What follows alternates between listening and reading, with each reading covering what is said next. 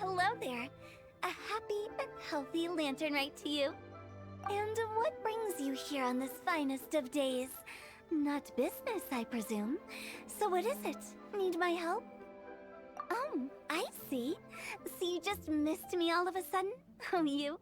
Why'd you have to go and be so thoughtful, I couldn't possibly bring myself to scare you with a ghost story now. To tell the truth, this lantern rite's been a busy one for me. I got Xiangling to give me a few recipes, and I've been trying my hand at them.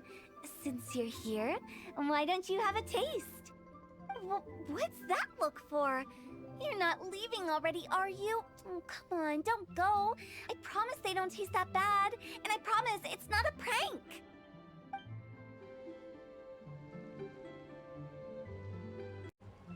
Listen, let me We meet again, traveler. What a rare opportunity to meet with you here in Liyue during this finest of festivals, as busy as you are on your travels.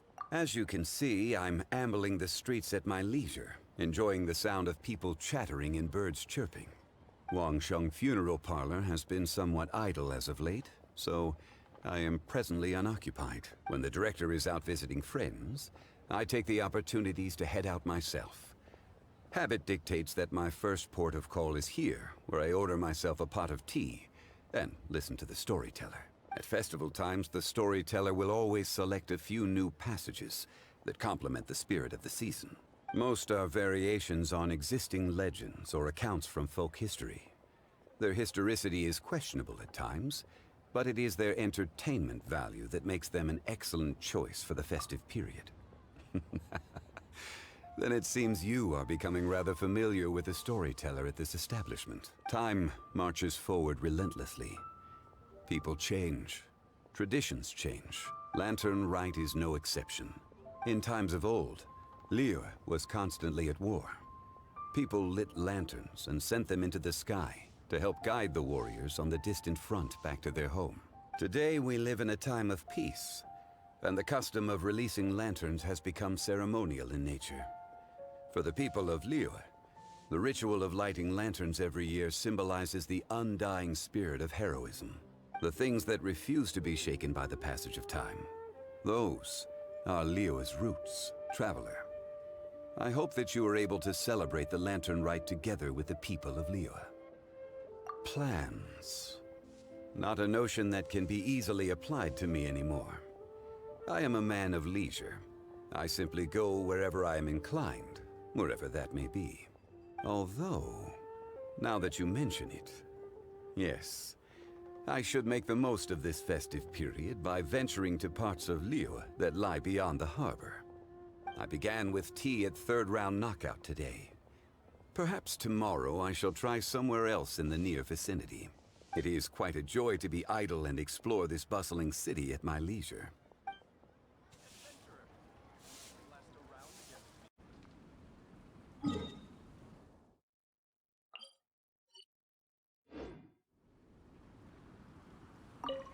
Oh, I didn't expect to run into you in Jinxa Village of all places. Thanks for your concern. I'm touched. A few days ago, Granny Roshin invited me to come out here and give a performance. It's mostly old folks and children who live out this way, so I didn't know whether it would be to their tastes. But everyone seemed to enjoy it, so I'm very proud of myself. She was a famous opera singer in her youth, too. She's still got it if you ask me. In show business, while you're on stage, you constantly have to be in control of everything you're doing to manage your image. So when you're off stage, it's a relief to finally loosen up a little. I have some excellent tea here. Would you care to stay for some refreshments before you depart? Watching the Xiao lanterns from the village is quite a unique experience in its own right. If you'd like, I can tell you all about it.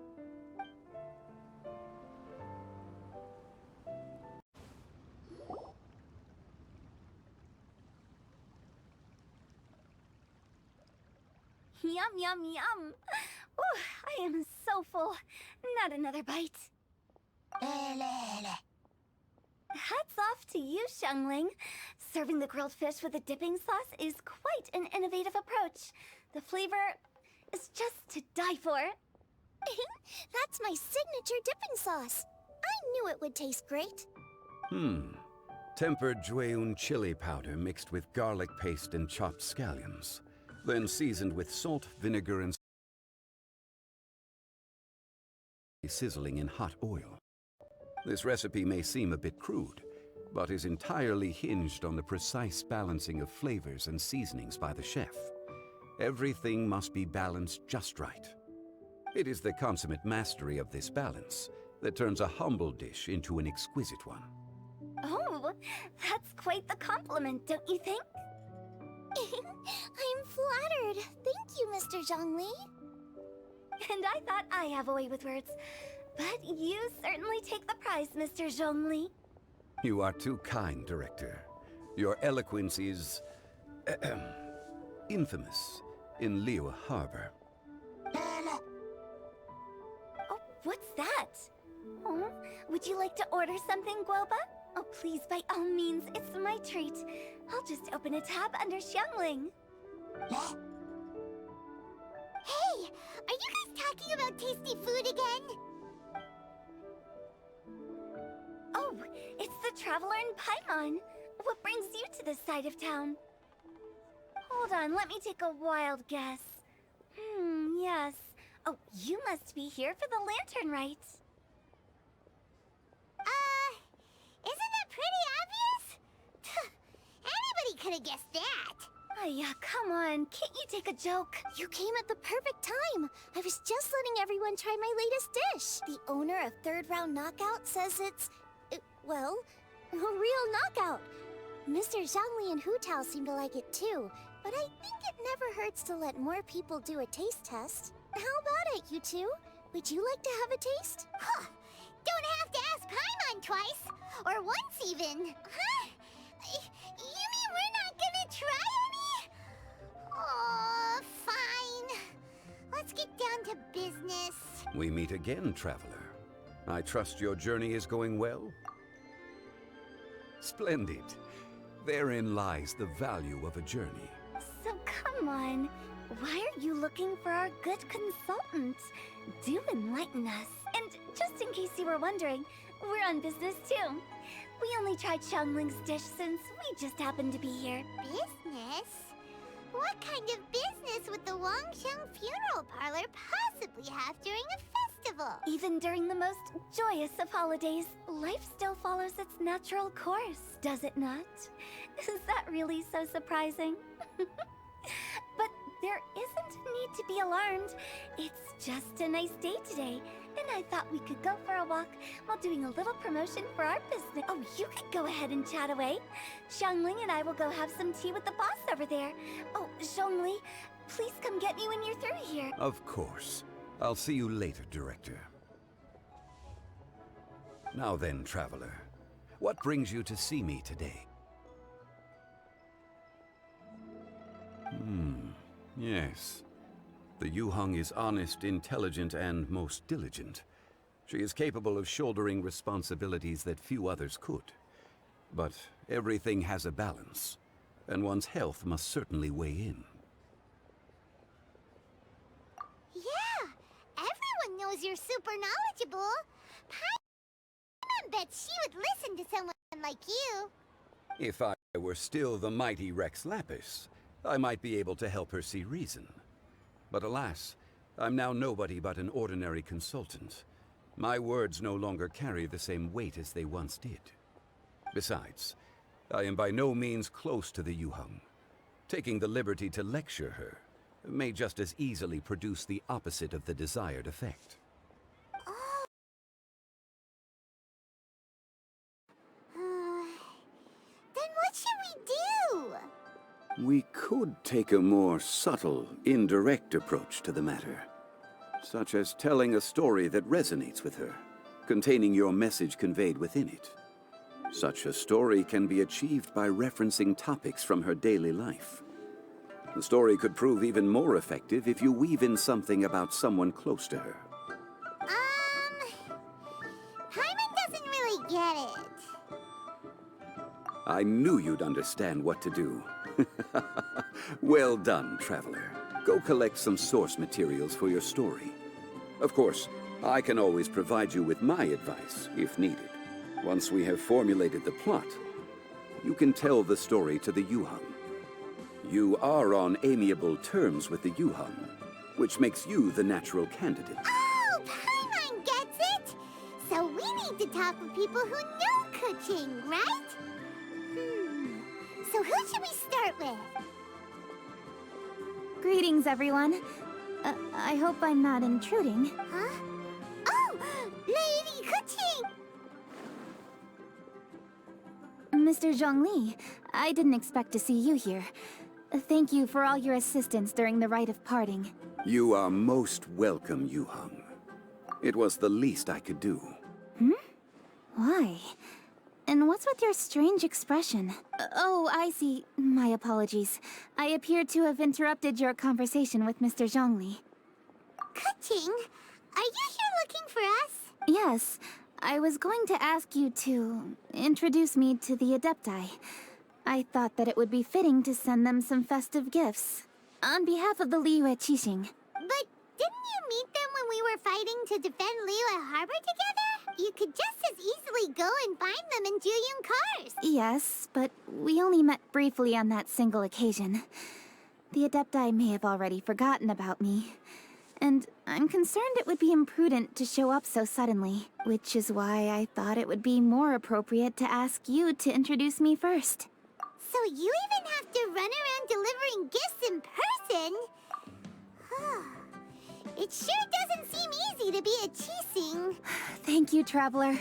Let me go and prepare the gifts. I'm sorry to make you run errands with me during our big festival. I promise to make this quick, and I'll be sure to get you back in time to enjoy the fireworks show. Huh? Together? All right. I'll go to see the fireworks with you once I've finished my work. Speaking of which, Mr. Zhongli, the fireworks show will be particularly exciting this year. Please, don't miss it. Ah, yes. Thank you for your kind reminder. I should be going now. Traveler, please come find me at the Jade Chamber once you're ready.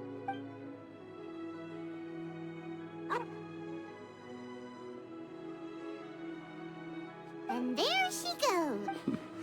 That's the Yuhang. Efficient and reliable as ever. You're really reliable too, Zhongli. Why, thank you, Paimon. Please, don't forget our earlier conversation. Once you've collected enough story material, we can meet here again and discuss things further. Hey! Is that who Paimon thinks it is? Yes, you are quite right. I shall take your wise words to heart, sir. They will certainly be most helpful in my next performance. You are welcome, Miss Yun. Your willingness to hear suggestions is indeed impressive. It's no wonder your opera performance has only been getting better. No, I'm afraid that's not always the case. Though I am still young, I can be quite arrogant at times. I do not always accept advice so readily, but your wisdom has spoken to me. Zhongli, we're back! Ah, you've returned. You are also acquaintances? Yes, we sure are! Not everyone gets the privilege of meeting someone so knowledgeable and discreet as Mr. Zhongli. You are indeed well-connected, traveler. I am flattered, Miss Yun. It is an honor for an ordinary person like myself to have met the traveler. Wow. Did he really just say that? I'm sure you must have matters to discuss. I have an appointment with Xinyan, so if you'll excuse me, I'll take my leave. Very well. Goodbye, Miss Yun. See you around, Yunjin! So, tell me, what have you learned from your trip?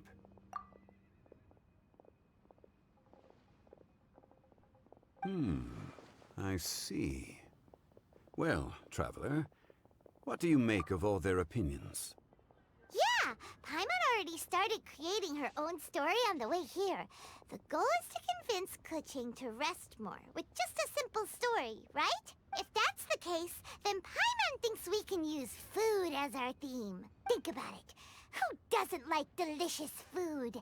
And when it comes to eating, everyone has an opinion. It's the perfect angle for our story. Paimon knows just what to write. Let's say there's a chef in Liyue who's very talented at cooking. He opens a massive restaurant in Liyue Harbor, and lots of customers come every day, so he's always super busy. Then, how should the story go from there? Ooh, that's good. But wait, didn't we say he's really good at cooking? That wouldn't make sense. There's no need to jump to the conclusion. Why don't you elaborate more on the chef? More about the chef. You mean both good and bad things? Yes. To gain one's empathy, there must be familiarity. I would like to understand this chef character of ours a little deeper. Paimon didn't think this far. Why don't you take it from here? Since you've spoken with others familiar with cooking, why don't we integrate their thoughts into your story? That will allow it to become all the more convincing. Okay. Let Paimon think. What did Cloud Retainer say? As one sows, so do they reap. And the joy of reaping is what one yearns for. That was quite poetic, Paimon. Bravo! Oh, now Paimon remembers? Cloud Retainer said that if she spends all her efforts working on a machine with no time to test the outcome, then she'd be like a chef who doesn't get to try their own food. Problems are bound to pop up. Yes, it is most unwise to put the cart before the horse. That's exactly what she said. So, let's make that happen to the chef in the story. He's great at cooking, but he can't enjoy his own food. But there must be a reason why he doesn't partake in the delicacies he makes. Right! It's because he's super busy. He receives the customers, he takes the orders, and he does all the cooking himself. That should keep him busy enough. He's so busy every day that he doesn't even have time to take a break, which obviously also means he doesn't have time to eat. Hey, it's just a story. Besides, it's supposed to leave a powerful impression. Kinda like fireworks. Yes, the chef is unwilling to delegate tasks to others. He's overconfident about his own cooking abilities and tries to accomplish everything on his own. Paimon already kind of feels sorry for him. Oh, right! That's what the chef doesn't understand. And there's another saying. What was it again? Oh, yeah! A rested worker is an efficient worker. That's what Yamfe said. So, the chef gets busier and busier to the point where he can't stand up straight anymore, and he has big, dark circles under his eyes. The customers tell him to take a few days off to get some rest, but the chef won't listen. His judgment is clouded by the chores before him. He is oblivious to mountains in the distance, the bigger picture. Eventually, the chef falls ill, and his cooking becomes far worse than when he started. The customers can't convince him to rest, and they don't like his cooking anymore, so they stop coming to his restaurant. Rest is always of great importance. Although we may come across various difficulties in our lives, pushing ourselves is never a good modus operandi. The story is quite simple, without embellishment, yet deeply meaningful. If our listener is sensible, then she should quickly grasp the meaning contained within. You're saying Paimon made a good story? Sincerity can allow one to see clearly, and earnest advice can provide sound direction. The story is indeed good. The Yuhang is an adroit leader. I am certain she will understand the message you are trying to convey. Really? Score 1 for Paimon! Given that the case involving the treasure hoarders has come to an end, she is inevitably tired. Now will be the ideal moment to speak with her. If all goes well, I think your story will be a success. Hear that? Zhongli says Paimon's story has what it takes. If anyone knows a good story, he does. Quick, let's go find Kuching.